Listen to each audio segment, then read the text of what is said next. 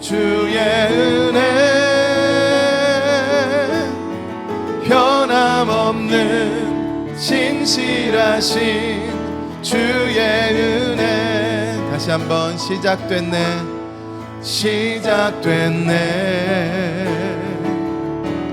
우리 주님의 능력이 나의 삶을 다스리고 새롭게 하네. 자유 안에 오, 죄와 사망으로부터 나의 삶은 변하고나 충만하네. 은혜로다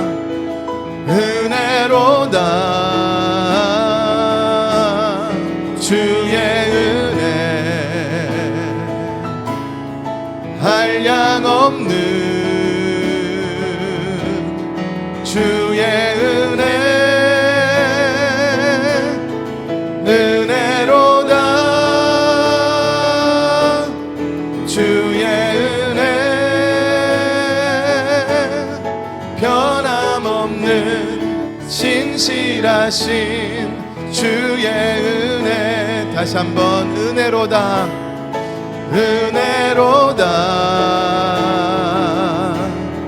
주의 은혜 한량없는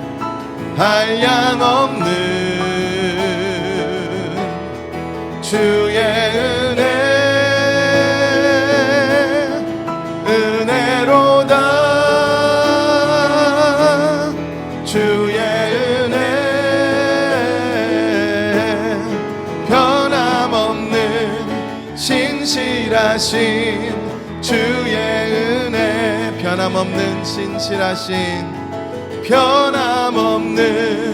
신실하신 주의 은혜.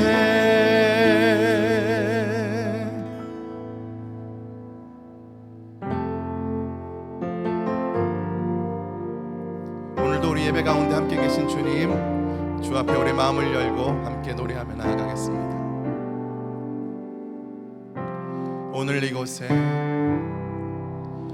오늘 이곳에 계신 성령님 우리에게 말씀하시고 우릴 가르치소서.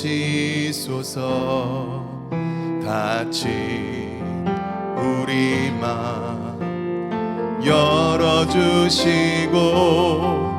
주의 빛으로 밝혀 우릴 인도하소서. 다시 한번 오늘 이곳에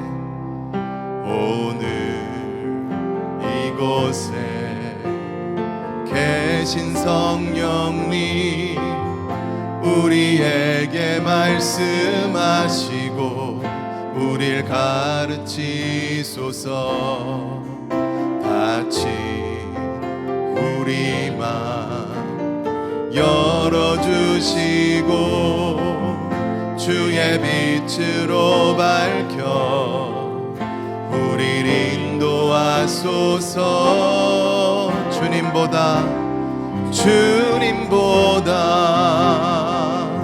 앞서지 않고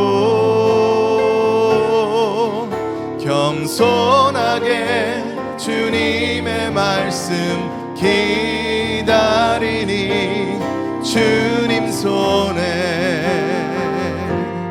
우릴 드립니다. 사랑으로 인도하소서. 우리 처음부터 다시 한번 고백하겠습니다. 오늘 이곳에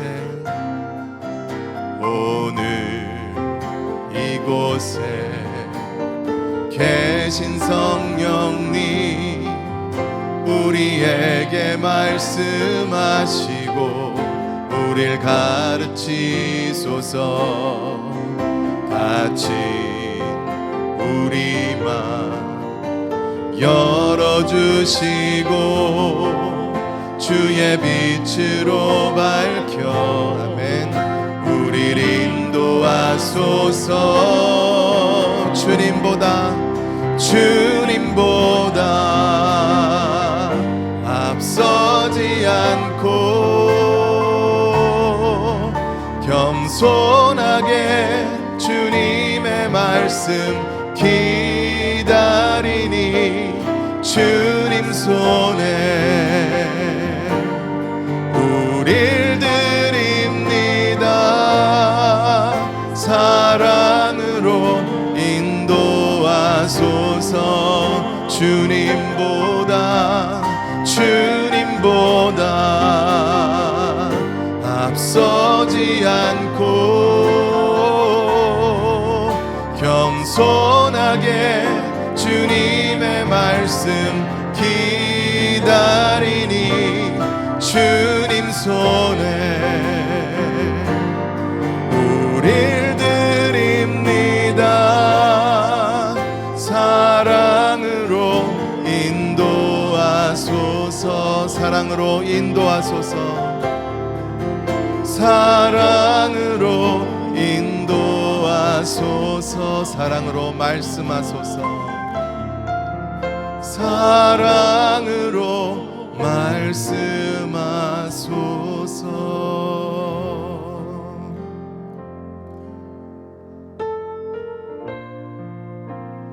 오늘도 우리가 주 앞에 나아갑니다. 주의 은혜를 기억하며 우리가 고백하며 주의 임재 안에 나아갑니다. 함께 고백하겠습니다. 나 같은 죄인 살리신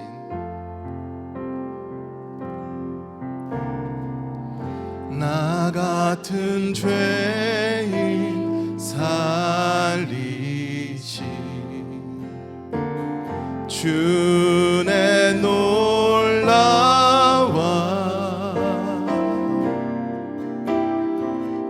잃었던 생명 찾았고 광명을 얻었네.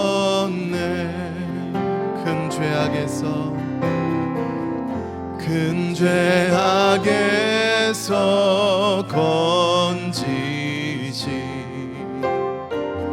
주의 고마워.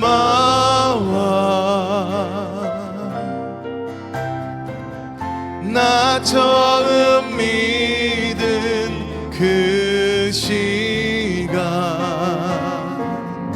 귀하고 귀하다. 주 찬양, 주 찬양, 주 찬양. 내 마음 다해 주 찬양, 주 찬양. 내 생명 다해 이제껏 내가 산 것도 이제껏 내가 산 것도 주님의 은혜라.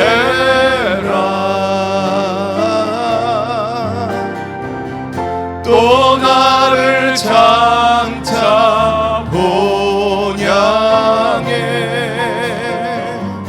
인도해 주시리. 주 찬양, 주 찬양, 주 찬양.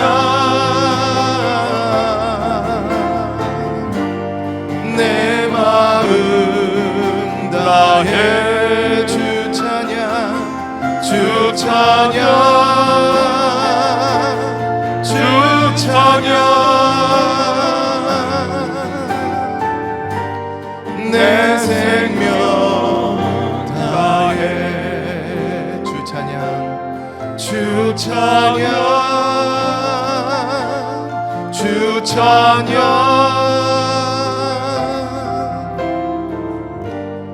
내 마음 다해 주 찬양, 주 찬양, 주 찬양.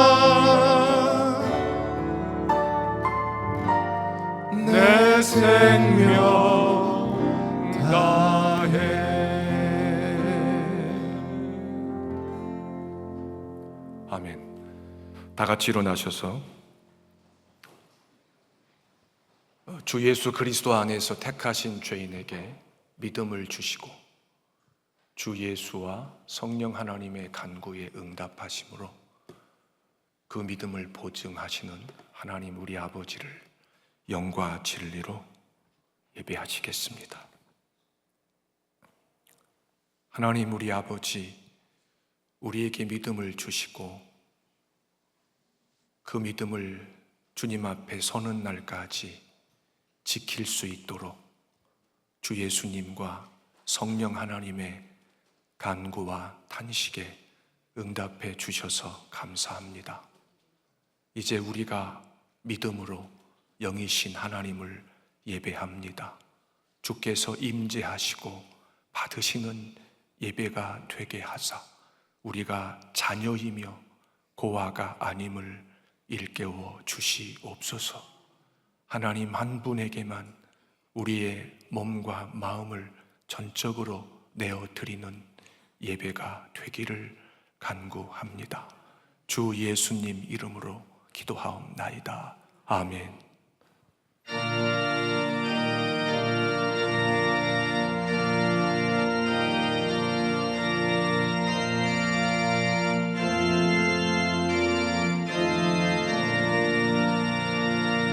이 천지가 만물들아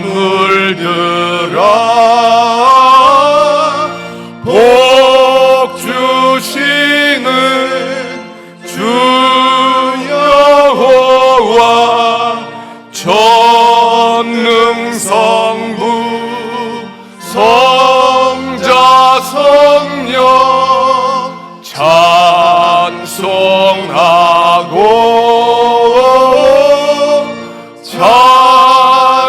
찬송하세.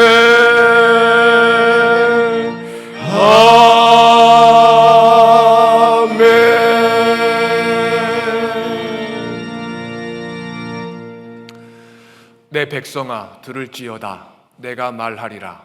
이스라엘아 내가 네게 증언하리라. 나는 하나님 곧 내 하나님이로다. 나는 네 죄물 때문에 너를 책망하지는 아니하리니 내 번제가 항상 내 앞에 있음이로다. 내가 네 집에서 수소나 네 우리에서 숫염소를 가져가지 아니하리니 이는 삼림의 짐승들과 뭇 산의 가축이 다 내 것이며 산의 모든 새들도 내가 아는 것이며 들의 짐승도 내 것이미로다. 각 주려도 내게 이르지 아니할 것은 세계와 거기에 충만한 것이 내 것이미로다. 내가 수소의 고기를 먹으며 염소의 피를 마시겠느냐? 감사로 하나님께 제사를 드리며 지존하신 이에게 내 서원을 갚으며 환난 날에 나를 부르라. 내가 너를 건지리니 내가 나를 영화롭게 하리로다. 아멘. 우리의 믿음을 고백하시겠습니다.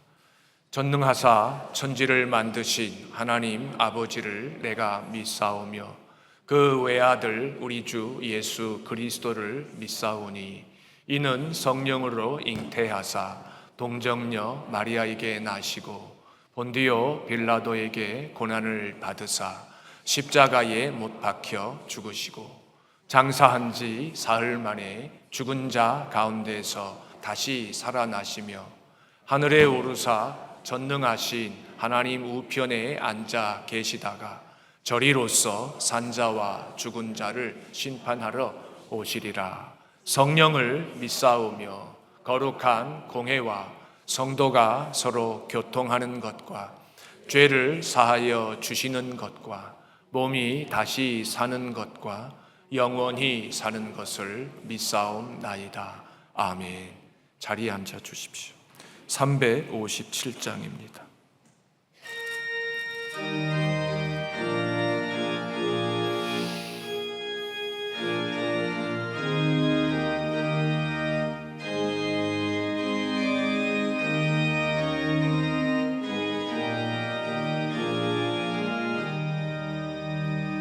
주 믿는 사람 일어나 다 힘을 합하여 이 세상 모든 마귀를 다쳐서 멸하세.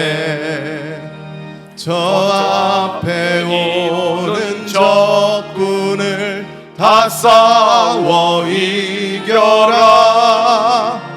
주 예수 믿는 힘으로 온 세상 이기네. 믿음이 이기네. 믿음이 이기네. 주 예수를 믿음이 온 세상 이기네. 온 인류 마귀 괴율로 큰 죄에 빠지니 진리로 띠를 띠고서 늘 기도드리세. 참 믿고 의지하면서 겁없이 나갈 때 주 예수 믿는 힘으로 온 세상 이기네. 믿음이 이기네. 믿음이 이기네. 주 예수를 믿음이 온 세상 이기네. 끝까지 이긴 자에게 흰 옷을 입히고 또 영생 복을 주시니 참 기쁜 일일세. 이 어두운 세상 지나서 저 천성 가도록 주 예수 믿는 힘으로 온 세상 이기네. 믿음이 이기네. 믿음이 이기네. 주 예수를 믿음이 온 세상 이기네.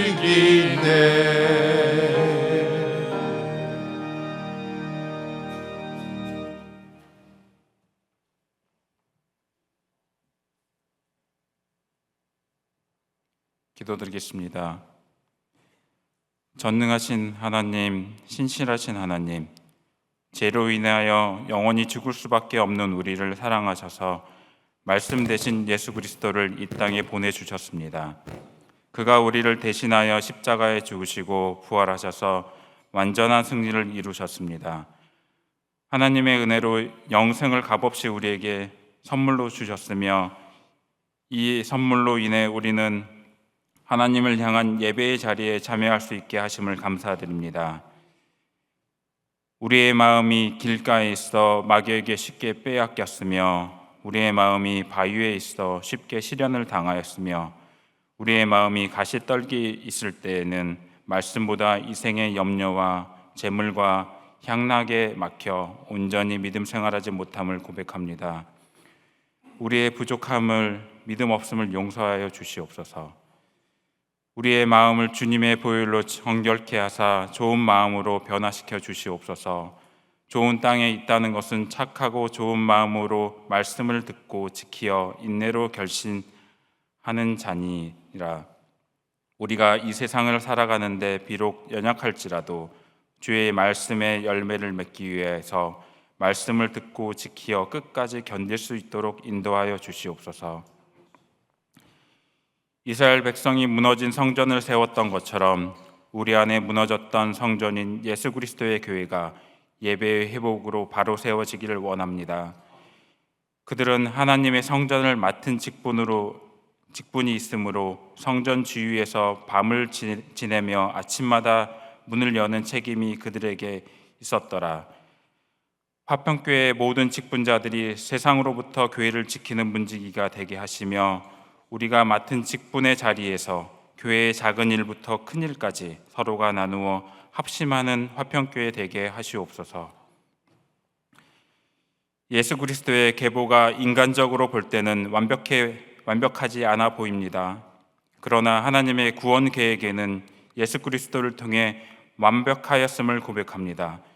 예수 그리스도의 보혈로 인해 주님의 교회 화평교회가 예수 그리스도의 계보를 완벽하게 이어나갈 수 있게 화평교회 주일학교, 화평의 미래 세대를 잘 양육할 수 있게 준비하게 하시며 예수 그리스도의 계보가 화평교회 미래 세대를 통해 주님 오실 그날까지 이어지기를 원합니다.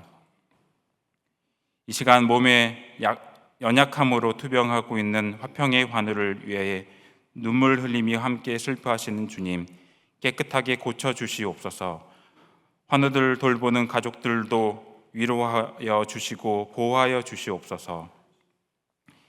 시온 찬양대의 찬양이 하나님만을 위해 영광 돌리는 찬양이 되게 하시며 시온 찬양대와 온 성도가 찬양으로 은혜 받는 시간 되게 하시옵소서. 양운섭 담임 목사님을 통해 전해지는 주의 말씀에는 능력이 있습니다. 주의 말씀은 우리가 걸어가야 할 등불이 되시며 빛이 되십니다. 우리의 마음이 하나님의 말씀에 향하게 하사 가야 할 길과 가지 말아야 할 길을 분별하게 하시옵소서. 주의 말씀을 사모하게 하시며 말씀과 동행하는 우리 되게 하시옵소서. 우리가 하나님 나라 갈 때까지 주의 말씀에 순종하여 주의 말씀으로 인해 우리의 삶의 전도가 되게 하시며 주의 말씀을 끝까지 지켜 살아가게 인도하여 주시옵소서. 나의 죄 사함을 위해 십자가에 못 박혀 죽으시고 다시 사신 예수 그리스도의 이름으로 기도드립니다. 아멘.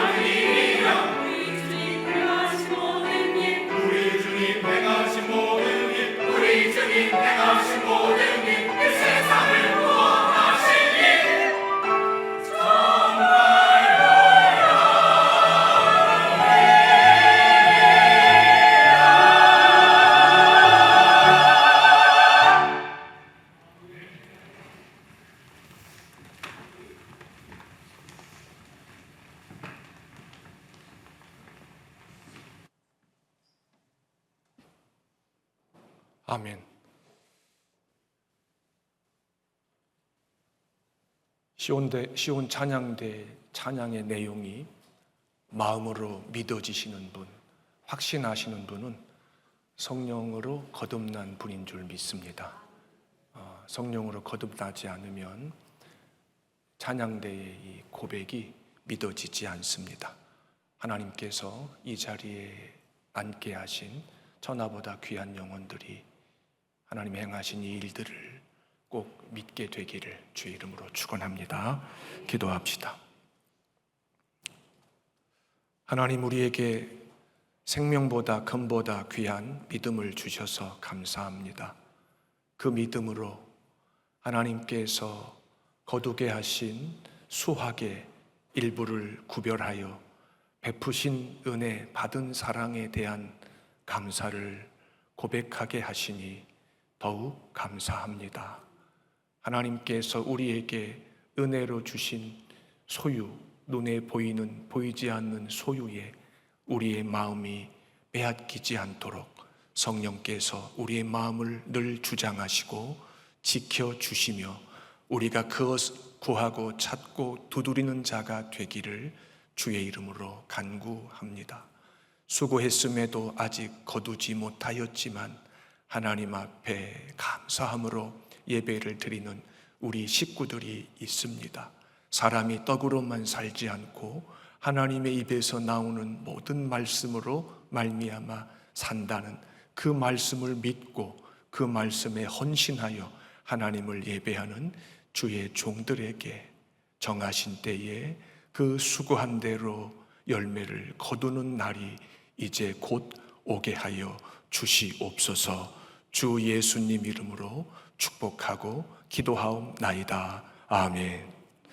하나님 말씀 누가복음 22장 31절 32절입니다.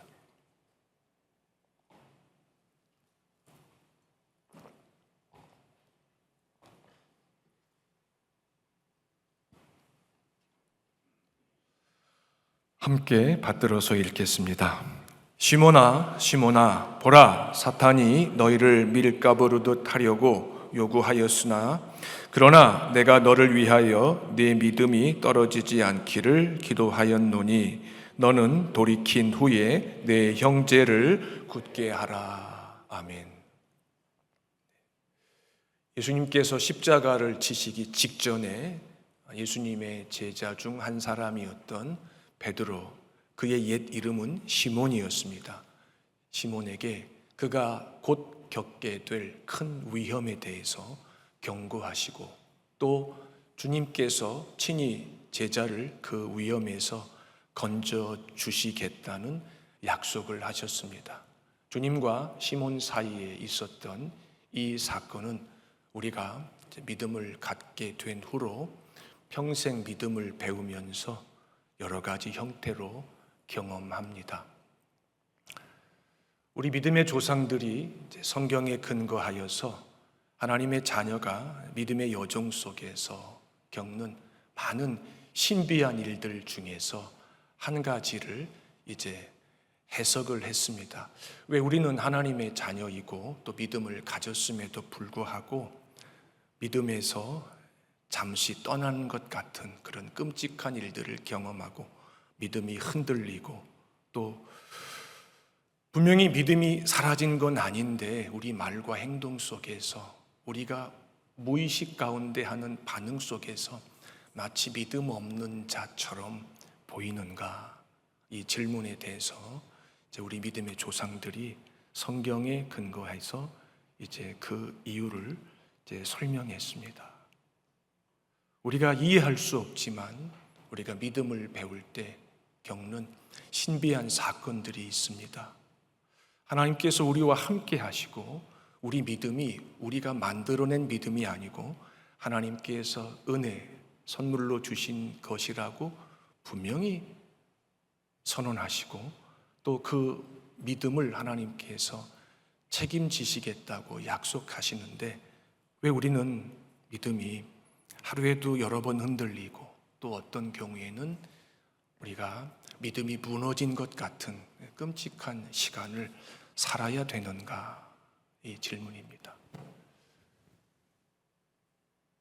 하나님께서는 우리가 그런 과정을 겪는 중에 하나님이 원하시는 만큼 우리의 믿음이 연단을 받아서 연약한 믿음이 견고해지고 불순물이 혼재되었던 믿음이 불순물이 제거되므로 정금과 같은 믿음으로 하나님 앞에 나타내게 하시기 위해서 우리가 원치 않는 일들을 우리의 미련함과 우리의 무지함과 우리의 교만함 가운데 당하게 하신다고 말씀합니다. 어른이 되고 또 결혼도 하고 자녀를 낳고 많은 일들을 겪다 보면은 이제 정상적인 사람은 자기가 살아온 인생에 대해서 자기 나름대로 정의를 합니다. 내 인생 참 쉽지 않았는데 돌아보니 신비했다. 이게 과연 내 힘으로만 살아낸 인생이었을까? 이런 질문을 자기에게 합니다. 그리고 구원과는 상관없지만 내가 이 자리에 서기까지 부모를 비롯해서 내 주변에 있었던 많은 사람들이 지금의 내 인생을 만들어내는데 보이지 않게 수고했다고 하는 것을 인정하죠. 이 정도만 해도 훌륭한 사람입니다. 이런 고백을 할 수 있는 사람은 자기 인생에 대해서 진지한 사람이며 누가 보아도 그의 인생은 가치가 있습니다. 하지만 그가 예수 그리스도를 주와 구주로 영접하지 못했다면, 아직 하지 않고 있다면, 그렇게 인생을 마쳤다면 그가 사람들이 볼 때 얼마나 고귀한 인생을 살았건 상관없이 인생의 영원한 주인이신, 인생을 창조하시고 인생을 완성하신 하나님께서 보실 때 그는 이 세상에 나지 말았어야 될 사람입니다. 저는 이 자리에 앉아 계신 여러분들이 하나님께서 은혜를 주셔서 믿음으로 하나님을 예배함으로 여러분의 인생 자체가 사람들 앞에서 어떤 평가를 받는가 상관없이 인생을 평가할 수 있는 유일한 절대 권위와 기준을 갖고 계신 하나님 아버지 앞에서 마지막 날 내 종아 인생을 잘 살았다, 이런 최종적 평가를 받게 되시기를 주의 이름으로 축복합니다. 그러기 위해서는 예수 그리스도를 반드시 주와 구주로 영접해야 합니다. 자, 한 사람이 예수 그리스도를 주와 구주로 영접하는 그 사건을 경험하기까지 그에게는 그 전에 어떤 일들이 있었고 또 그가 예수 그리스도를 인격적으로 영접한 후로부터 이 세상을 떠날 때까지 그는 어떤 일들을 겪게 될 것인가? 이 부분을 우리가 하나님을 예배할 때마다 반복해서 확인하고 점검하는 일은 우리 믿음에 매우 유익한 겁니다. 이 수고는 아무리 강조해도 지나침이 없습니다. 경건한 믿음의 조상들이 신구약 성경 전체를 가지고 여러 해 동안 고민하고 혼자 고민하는 것이 아니라 한 자리에 모여서 함께 고민하고 인간적으로 고민하는 것이 아니라 내주하시는 성령의 감동과 감화를 전제로 거룩한 고민을 하면서 하나님께서 택하신 죄인이 믿음을 갖기 전까지 그의 생애 속에서 경험하는 일들을 크게 몇 가지 사건으로 구별해서 정리를 합니다. 믿음을 갖기 직전까지. 첫째, 하나님께서 그를 택하시는 하나님 편에서의 신적 행위가 일어난다고 합니다. 그걸 소명이라고 합니다. 하나님이 택하셔서 그 영혼을 부르시는 것, 소명이라고 하는데, 하나님께서 부르신 자는 정하신 시간에 성령께서 그의 영혼을 거듭나게 하십니다. 이것을 중생이라고 합니다. 여러분 잘 기억해 두셔야 돼요. 제가 앞으로 설교할 때마다 주기적으로 매주 반복하진 않지만 제가 여러분께서 잊을만 하면은 계속 반복해서 가르쳐 드릴 겁니다. 하나님의 부르심, 소명이 있어야 되고, 하나님의 소명을 받은 자는 성령께서 거듭나게 하시는 사건, 중생의 은혜를 경험해야 되고, 성령으로 거듭난 자는 제일 먼저 그의 영혼이 하나님과의 관계에서 어떤 반응을 보이냐면, 사도행전에 나와 있지만 하나님께 대한 회개를 경험합니다. 그래서 세례 요한과 예수님께서 회개하라, 천국이 가까웠느니라 이렇게 말씀하셨던 겁니다. 잊어먹으셨을 것 같으니까 또 반복합니다. 소명과 중생을 경험하게 되면 하나님께 대한 회개를 경험합니다. 이 회개를 경험하게 되면 그 다음에는 예수 그리스도에 대한 인격적 믿음을 선물로 받습니다. 이 믿음을 선물로 받게 되면 하나님께서 믿음을 주신, 믿음을 상속받은 그 죄인을 가리켜서 너는 이제 내 앞에서 의롭다, 칭의를 선언합니다. 칭의를 선언하신 그 자는 이제 하나님과의 관계가 어떻게 화목한 자가 됩니다. 하나님과 화해한 자가 됩니다. 그래서 하나님은 그를 아들 가운데, 딸 가운데 하나로 받으십니다. 이것을 양자 삼으신다 이렇게 말씀하십니다. 양자 삼으신 자에게 이제 하나님께서 그의 일생 가운데 매일 요구하시는 하나님 편에서의 명령이 있는데, 그것을 믿음을 배운다라고 말씀합니다. 제가 여러분을 만나서 지금까지 거의 매번 강조했던 것, 우린 지금 믿음을 배우는 중이다. 이 믿음을 배운다는 것을 다른 말로 성화라고 합니다. 성화. 그러니까 여러분 가운데 대부분의 분들은 이 지난 한 주간도 성화의 과정 속에서 인생을 사셨습니다. 내가 지금 내 인생 속에서 내 인생이 믿음의 여정으로 이게 지금 치환이 돼가지고 내가 지금 그 목적지까지 도달하는 이 여정이 지속되는데 내가 지금 어디쯤 와 있는가는 수시로 점검해야 됩니다. 여러분 이제 곧 뭐 다는 아니시겠지만 여유가 되시는 분들 여행을 다녀오실 텐데요. 가정에서 출발해가지고 목적지까지 가시는 동안에 여러분들은 운전하실 경우에 잠시 휴게소를 경유할 때마다 내가 지금 얼마 왔으며 얼마 남았으며 내가 목적지까지 가는 중에 내가 지나쳐야 될 중요한 지점이 무엇인지를 머릿속으로 다 계산하고 있습니다. 그리고 배우자나 또는 자녀들과 공유합니다. 왜? 그것이 여행의 즐거움입니다.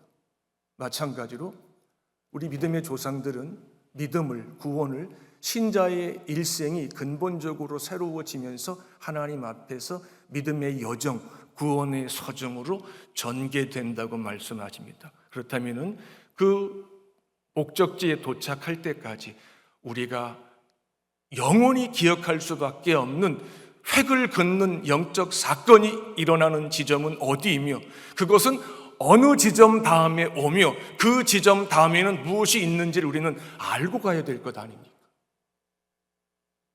제가 지금 어디까지 말씀드렸죠? 성화까지 말씀드렸습니다. 믿음을 배운다. 그럼 성화 다음엔 뭘까요? 영화입니까? 아닙니다. 견인입니다. 견인. 우리는 성화를 배우는 중에 수없이 넘어집니다.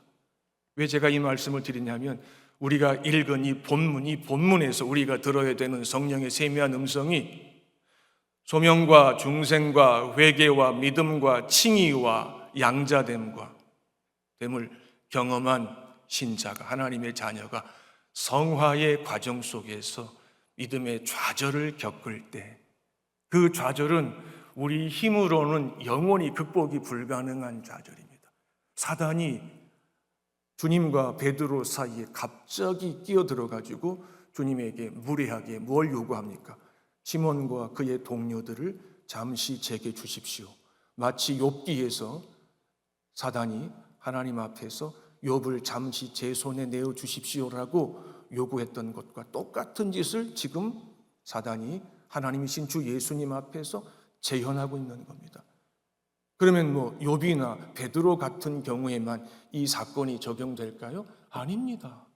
오늘 우리에게 소명의 대상자, 성령으로 거듭나서 회개를 경험하고 믿음을 상속받게 되고 하나님께서 의롭다고 인정하시고 하나님의 자녀 삼아주시고 이제 그 하나님이 어떤 분이시며 그 하나님을 사랑하는 것이 무엇인지를 배워가야 되는 믿음의 걸음마를 배우고 있는, 어떤 분은 이제 막 일어섰다가 넘어지기를 반복할 수도 있고 어떤 분들은 상당한 기간 동안 자기 발로 걸어갈 수도 있는데, 어쨌든 이 성화의 과정 속에 있는 하나님의 모든 자녀들은 믿음의 여정을 마칠 때까지 예기치 못했던 시간과 사건 속에서 크고 작은 믿음의 좌절을 경험합니다. 그렇다면 이 본문의 내용은 누구의 이야기입니까? 다른 누구도 아닌 내 이야기인 것입니다. 내 이야기. 신자가 해야 될 많은 중요한 일들 가운데 하나는 수시로 자기 영적인 상태가 지금 건강한지 건강하지 않는지를 성경의 근거에서 점검을 해야 됩니다. 주일은 바로 그 일을 하는 날입니다. 그 일을 하기 위해서 우리는 열일을 제쳐놓고 하나님 앞에 모이는 겁니다.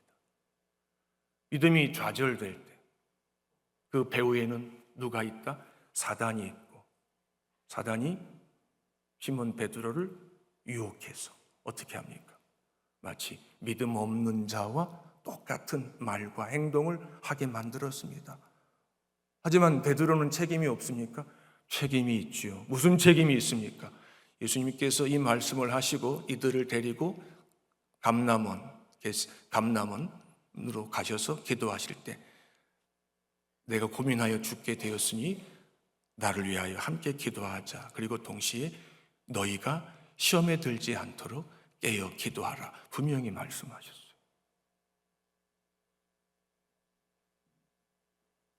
예수님이 심히 안타까운 심정에서 잠시 후에 사랑하시는 제자 시몬에게 일어날 끔찍한 일들을 보시면서 그 모든 상황을 처음부터 끝까지 예수님께서 다 주관하고 계시거든요.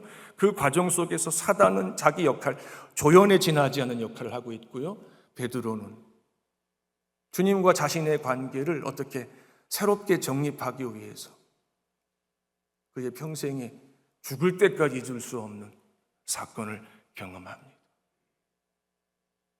깨어있지 못했잖아요. 깨어있었더라면 주님께서 나와 함께 한 시간도 깨어있지 못했느냐? 마음은 원이로되 몸이 너무 연약하고 피곤해서 잠이 들었구나. 이제 그만 일어나자. 나와 함께 가자라고 하셨습니다. 제자들이 예수님을 잡으러 관원들이 왔을 때 다 도망갔잖아요. 근데 장면이 바뀌어가지고 예수님께서 이제 빌라도의 법정에 서기 전까지 안나스와 가야바의 법정에서 신문을 받으실 때 베드로가 멀찍이 따라가고 있었어요. 그리고 3번 질문을 받죠. 너도 예수님과 한 패지? 베드로가 어떻게 말합니까? 딱 잡아떼죠. 나중에는 예수님을 저주하죠. 가룟 유다가 한 짓과 베드로가 한 짓은 그 죄질에 있어서 다르지 않습니다. 똑같습니다. 그런데 왜 가룟 유다는 예수님께서 나지 말았어야 될 자다라고 말씀하시고 베드로에게는 내가 너를 위하여 내 믿음이 떨어지지 않기를 기도하였다. 너는 돌이킨 후에 내 형제를 굳게 하라. 이렇게 말씀하셨을까요? 이 차이는 무엇일까요?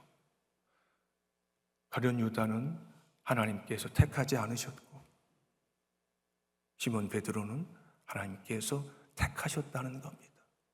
두 사람은 예수님의 공생의 3년이 끝나갈 때까지 유대인들 가운데 누가 보아도 예수님과 늘 함께 다니는 자들이었으니까 당연히 믿음이 있는 자들, 예수님의 제자 중에 하나였고 유다의 경우에는 돈괴를 맡은 자 아닙니까? 예수님과 동료들로부터 신뢰를 받은 자라는 증거입니다. 하지만 사도 요한의 증언에 의하면 그는 도둑놈이라고 했습니다. 공금을 횡령하고 유용한 자였습니다. 마음에 탐심이 가득한 자였습니다. 이런 성경의 일련의 증언들은 매 주일 종교적인 습관인지 아니면 믿음의 발로인지는 모르겠지만 이 자리를 찾는 나를 포함한 우리 모두를 어떻게 합니까? 두렵게 합니다. 내 믿음은 과연 하나님께서 보실 때 참된 믿음인가? 왜 그럴까요? 내가 나를 속일 수 있거든요. 성경에 믿음이 있는 줄 알았는데 믿음이 없는 사람들의 이야기가 잊을만 하면 나오지 않습니까? 무서운 얘기입니다.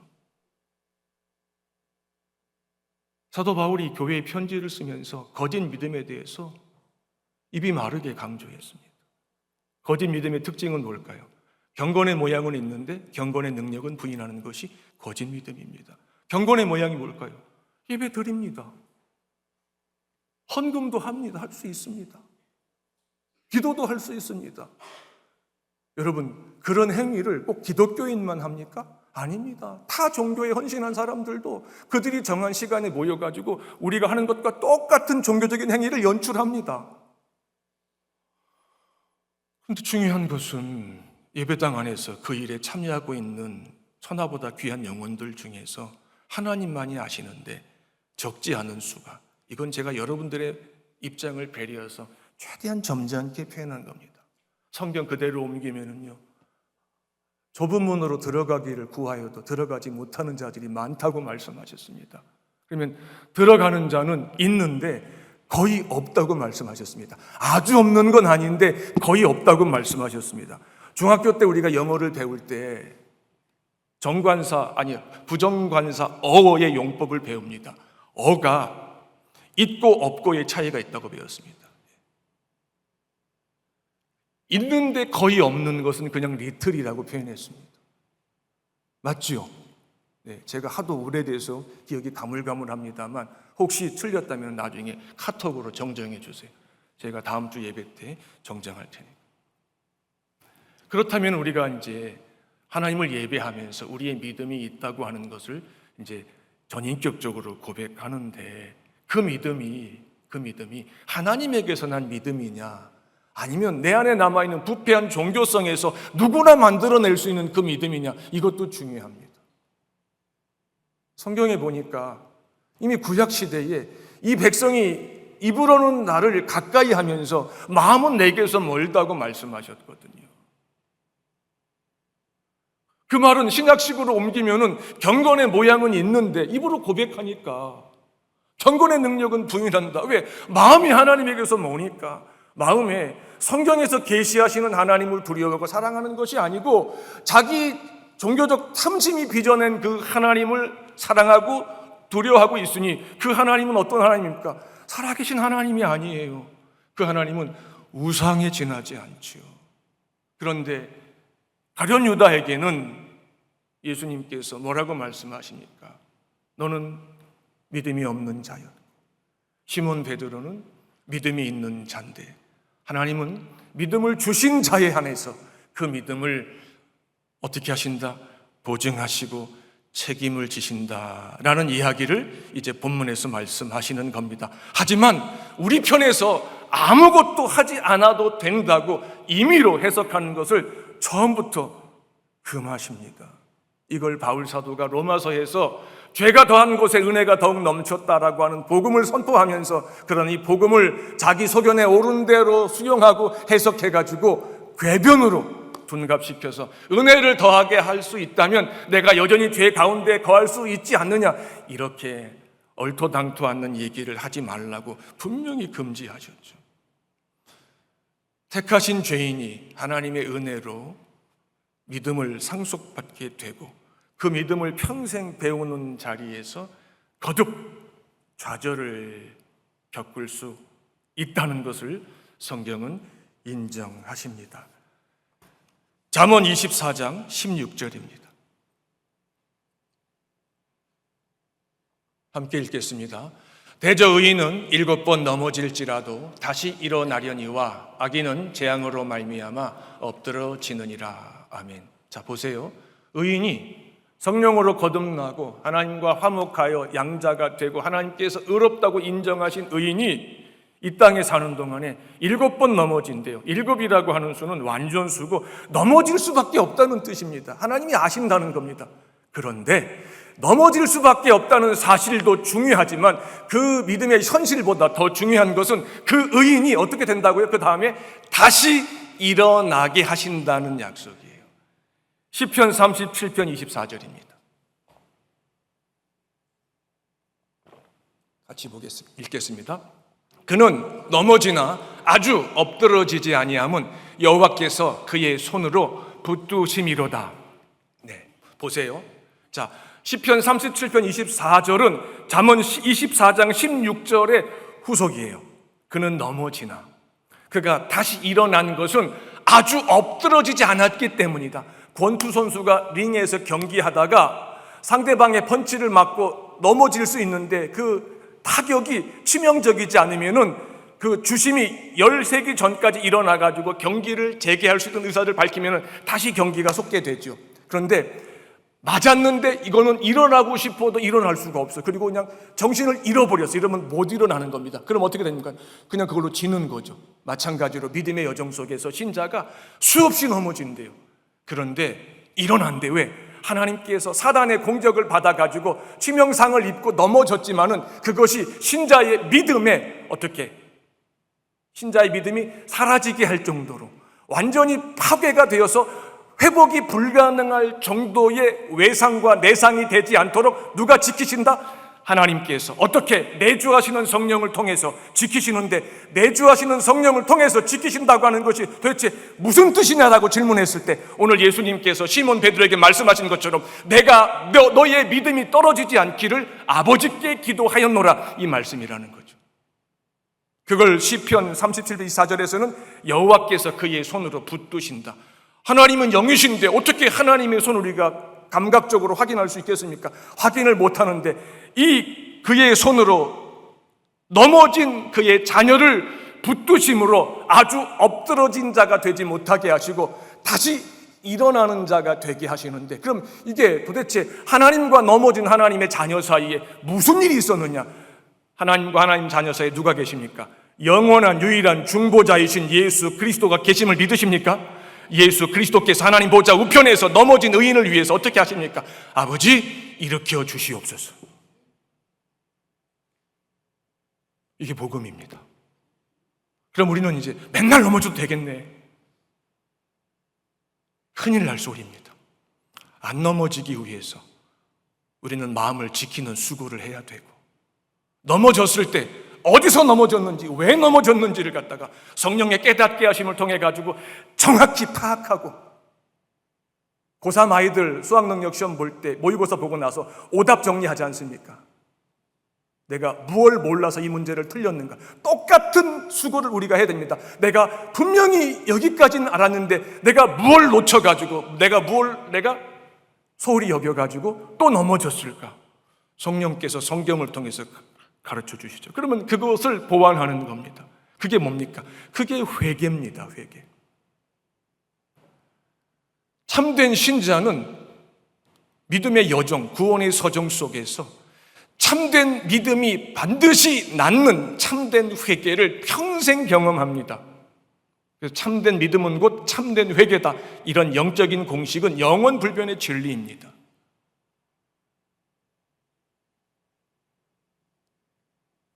그렇게 되면 어떻게 됩니까? 하나님의 은혜에 대한 새로운 이해를 경험합니다. 넘어졌다가 일어서는 과정에서 사도 베드로처럼 깊은 회개를 경험하게 되면 그 믿음이 굉장히 단단해집니다. 그걸 이사야 선지자는 심지가 견고해진다라고 하는 표현으로 우리에게 설명합니다. 주께서 심지가 견고한 자를 평강의 평강으로 지키시리니 이는 그가 주를 의뢰함이라.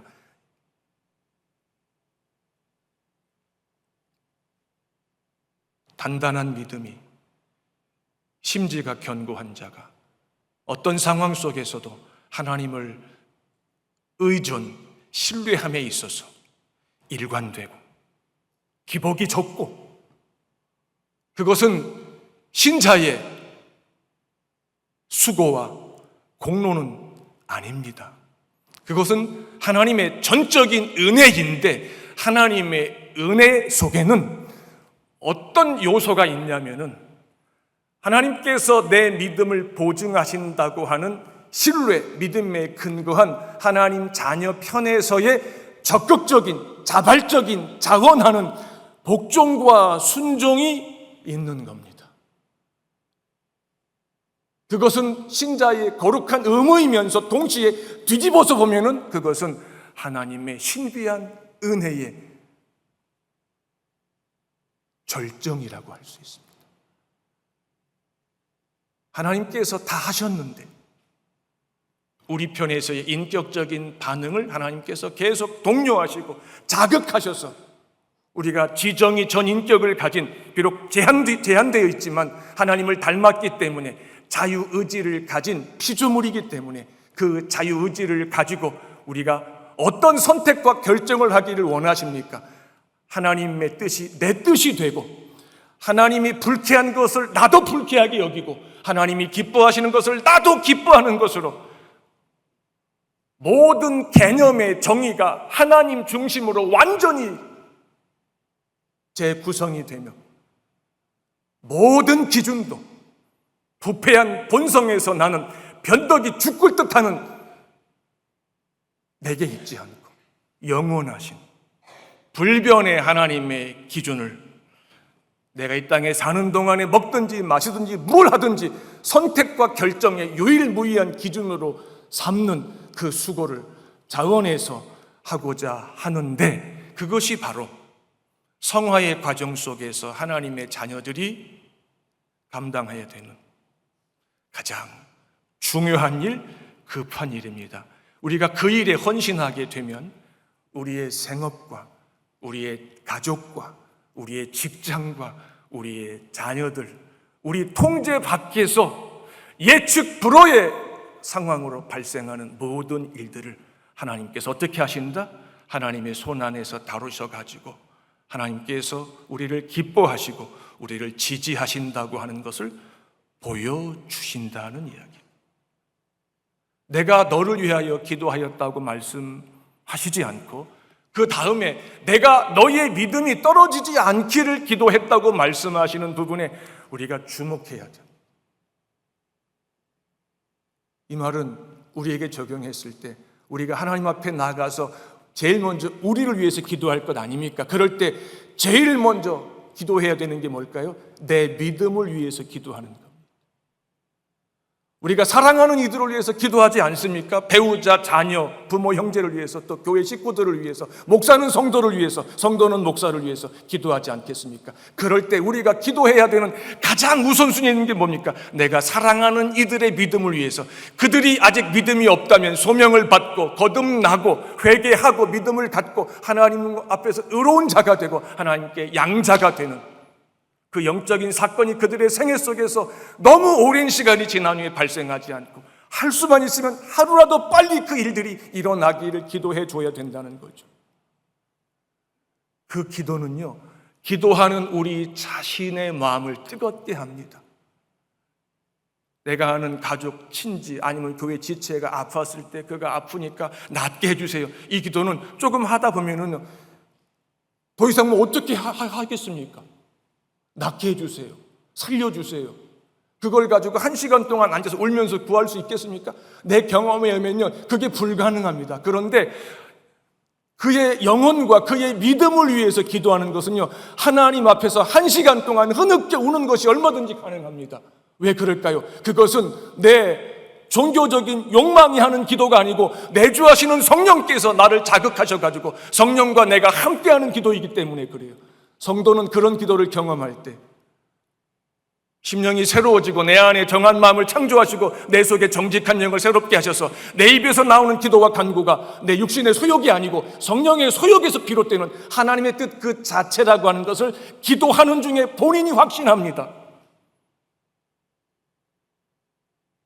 그 경험을 시몬 베드로가 해야 되고 하게 될 것이라고 말씀하십니다. 그럴 때 너는 너의 동료, 나의 제자들을 지키는 자가 될 것이고, 한 교회를 목양할 때 너처럼 똑같은 상황 속에서 똑같이 넘어질 수밖에 없는 내 양들을 지키는 자가 될 것이며, 그들을 위해서 항상 기도하는 자가 될 것이다. 그들의 믿음이 떨어지지 않기를 기도하는 자가 될 것이다.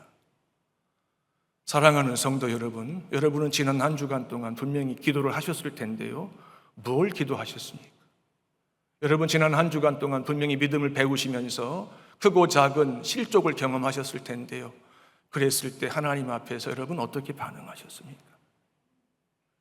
어디서 무너졌는지, 왜 넘어졌는지를 성령의 조명을 통해서 정확히 파악하셨으면 그 부분에 대해서 하나님 앞에서 신앙 양심에 거리낌이 없는 회개의 열매를 맺으셨습니까? 맺고 있는 중입니까? 그것이 하나님 편에서 보실 때 여러분의 가족, 처자식을 부양하는 것보다 더 급한 일입니다. 여러분의 자녀가 입사하는 것보다, 여러분의 자녀, 고3 자녀가 대학에 입학하는 것보다 그것이 더 급하고 중요한 일입니다. 이것은 믿음이 없으면, 성령으로 거듭나지 않으면, 성령의 감동과 감화가 내 영혼 속에서 하나님이 원하시는 만큼 활발하게 역사하시지 않으면 마음으로 수용하고 전인격적으로 동의할 수 없는, 너무나도 어렵고 때로는 불가능한 일처럼 여기는데, 그 일이 내 안에 수용이 되고 내가 그 하나님의 뜻에 마침내 설득이 될 때, 나는 전과는 다른 방식으로 믿음을 배우는 자, 믿음의 세계의 깊이와 높이와 넓이가 얼마나 풍성한지를 전과는 전혀 다른 입장에서 경험하고 누리는 자가 됩니다. 여러분이 지금까지 믿음을 어떻게 배우셨는지 저는 모릅니다. 하지만 제가 드린 이 말씀과 여러분이 믿음을 배우는 그 지난한 과정이 동일하다면 계속 가십시오. 그러나 그렇지 않다면 오늘 제가 전한 말씀을 여러분이 믿음을 배우는 지침으로 교과서로 다시 삼으시고 거기에 여러분들을 맞추십시오. 그래야만 여러분들은 보내심을 받은 그 자리에서 하나님 여러분과 함께 하시는 성령 안에서 의와 평강과 희락으로 약속하신 천국을 지금 오늘 여러분들은 누릴 수 있습니다. 그렇지 않으면 늘 희망 고문에 자기를 속이는 신앙생활, 그것이 그래도 참된 믿음의 씨앗이 심겨진 상태에 사는 것이라면 천만다행이죠. 불행 중 다행이죠. 그렇지 않다면 죽음의 문 앞에서 내 믿음이 참 믿음이 아니었구나, 내가 거짓 믿음에 속았구나, 이럴 수도 있습니다. 아브라함과 롯이 믿음이 있었습니다.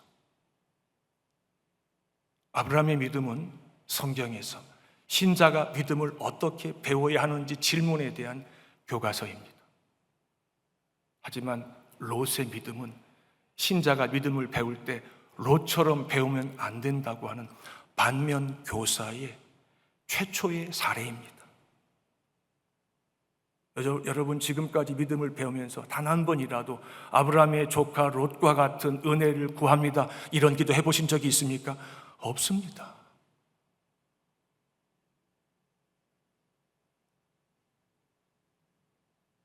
저는 오늘 하나님을 예배한 여러분들이 남은 믿음의 여정 속에서 내 믿음이 흔들릴지라도 예수 그리스도의 기도와 간구에 하나님이 응답하심으로 내 믿음이 반드시 회복될 것이며 그 과정에서 나는 회개에 합당한 열매를 맺는 자가 될 것이며 그것은 곧 내 믿음을 견고하게 할 것이며 나는 그 믿음으로 내 믿음과 내가 사랑하는 이들의 믿음을 지키는, 내 교회의 성도들의 믿음을 지키는 그 사명을 감당하게 될 것이다. 이런 믿음과 확신을 가지고 믿음의 여정을 계속하시기를 주의 이름으로 축복합니다. 그럴 때 하나님께서 나머지 모든 것을 여러분이 원하는 만큼이 아니고 여러분이 필요한 만큼, 하나님이 정하신 만큼 더하시는 것을 보게 되실 겁니다. 기도합시다.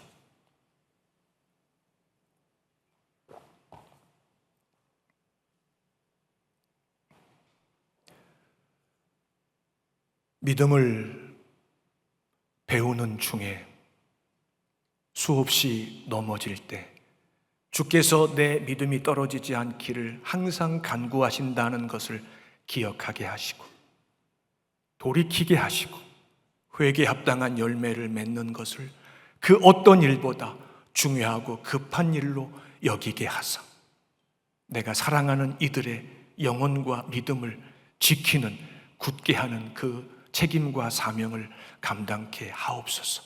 내 믿음이 하나님 앞에서 그런 믿음이 되게 하옵소서. 주 예수님 이름으로 축복하고 기도하옵나이다. 아멘.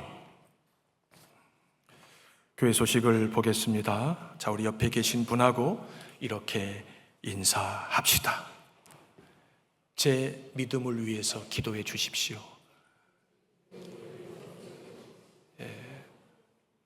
한 번 더 부탁합시다. 다른 것은 안 해도 괜찮습니다.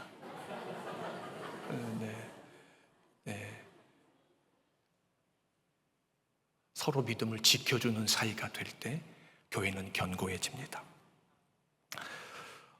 지난 수요일 우리 교회 오중훈 집사님의 어머님께서 소천하셨습니다. 근데 집사님만 우리 교회 출석하시고 또 나머지 가족들은 출석하시는 교회가 달라서 우리 교회에서는 위로 예배 한 번만 주관했습니다. 다음 주에 아마 오중훈 집사님께서 예배 참석하실 겁니다. 제가 소개할 때 여러분들 함께 그 아픔을 또 공감해 주시면 감사하겠습니다. 2025년 화평교회 주일학교 여름 성경학교 여름 수련회 이제 곧 시작합니다. 우리 성도님들 계속 기도해 주시고 또 여러 모양으로 격려해 주시면 교육자 또 부장 집사님 선생님들 우리 자녀들이 크게 힘이 될 줄 믿습니다. 2부 예배 후에 정기 당회가 있습니다. 그리고 오늘 오후 4시에 이사분기 교육위원회 회의가 있습니다. 교육위원회 위원장님이 되시는 장로님 또 교육자, 부장, 부감 선생님들 참석해 주셔야 합니다. 7월 2일 수요일 권사회 원래회가 있습니다.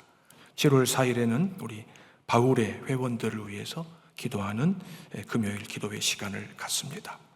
토요일 이 남전도회 주관으로 조찬 기도회가 있습니다. 그리고 7월 6일 다음 주일에는 오후 예배 때 37기 전도 폭발 훈련 수료 예배가 있습니다.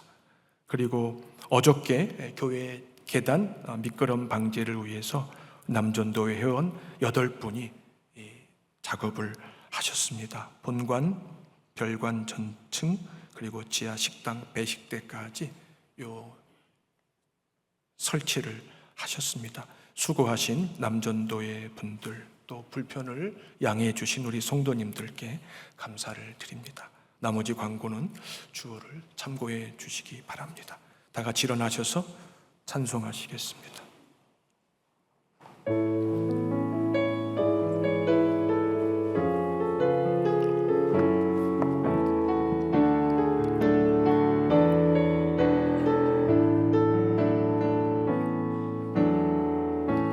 주 안에 우린 하나 모습은 달라도 예수님 한 분만 바라네 사랑과 선행으로 서로를 격려해 따스함으로 보듬어가리 주님 우리 안에 함께 하시니 형제자매의 기쁨과 슬픔 느끼네 내 안에 있는 주님 모습 보네 그분 기뻐하시네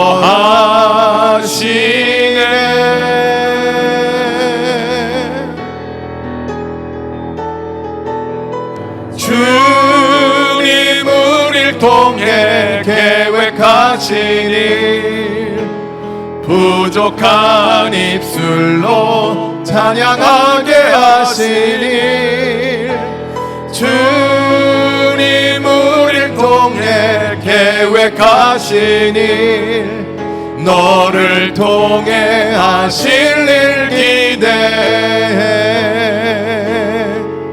우릴 통해 하실 일 기대해